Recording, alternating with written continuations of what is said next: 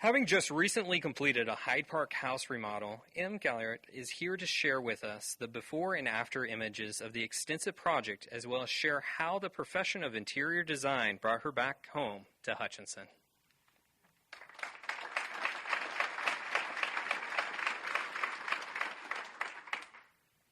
Tonight, I will be giving you a little glimpse into my world.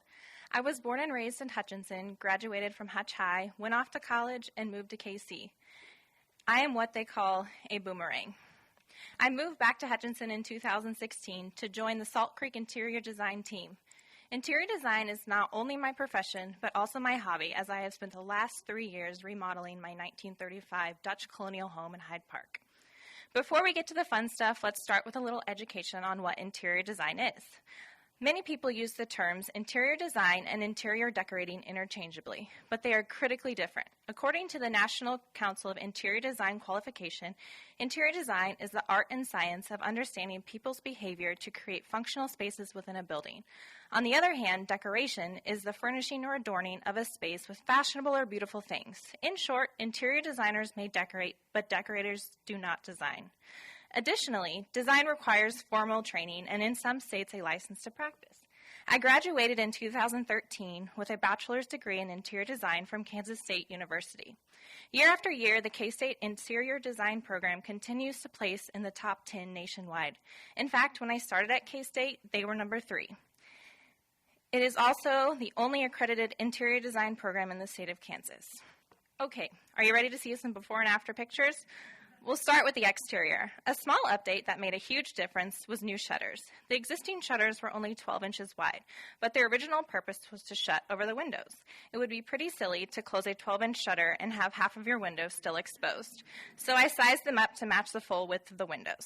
Welcome to the entry, where I tirelessly stripped layers of wallpaper. Although the wallpaper didn't fit the updated aesthetic I was going for, it was fun to see and imagine a day when the wallpaper was part of the memories of the homeowner. The fresh, woody rosemary wall color I picked for the main level of the home was actually inspired by the background of one of the wallpapers I uncovered. Now let's take a left turn to the dining room. When I bought the house, there was hardwood flooring everywhere except the entry and dining, but I knew there was something beautiful hiding beneath.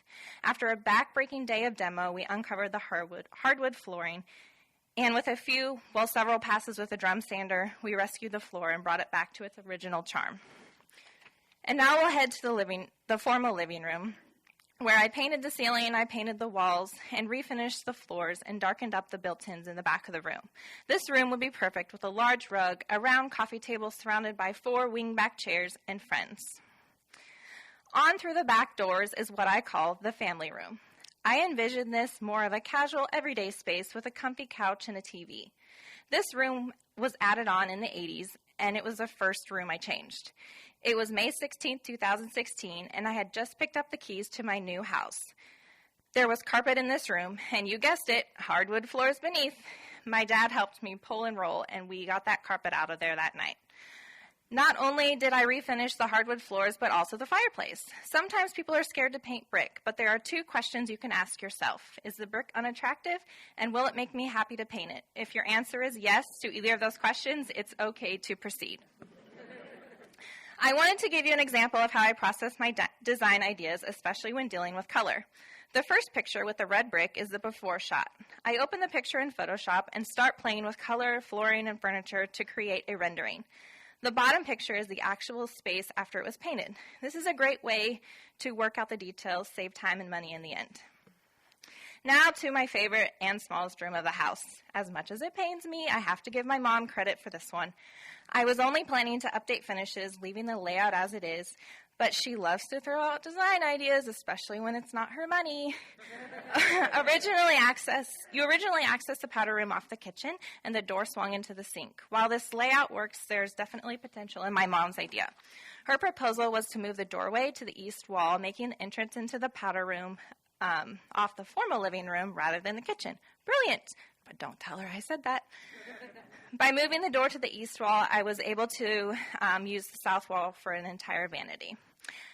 The last space that we need to talk about is the kitchen. This is the before layout. It was a very tight U-shaped kitchen with 4 doorways and a window to design around.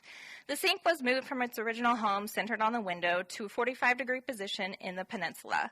The open space above the 2 French doors was essentially wasted space. Too much space for a walkway and not enough space for a small table.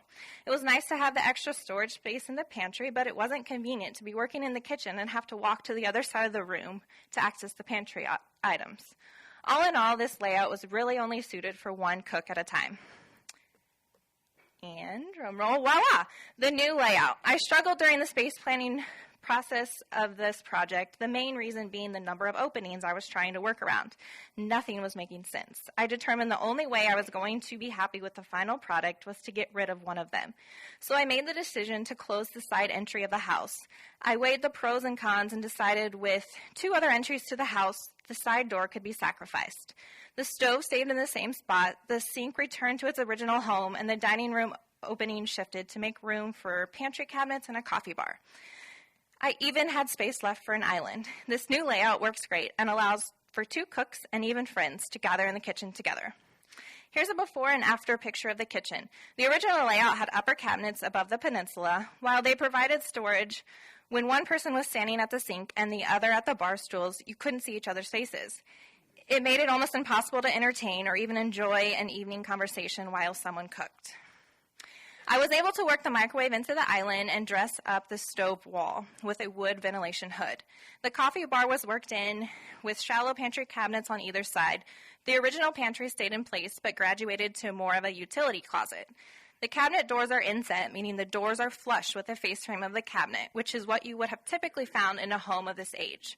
And finally, pictures of everyone who helped. My dad, who was always there when I had a question or when I was in tears because the drywall was kicking my butt. My talented brother standing next to me in the center. He built the cabinets that I designed. Pictured again with Grandpa installing the cabinets during spring break of his senior year of college. And finally, Logan running the miter saw. His attention to detail made him perfect for the finished work. And they are all in the audience today, and I just want to say thank you for making my house a home.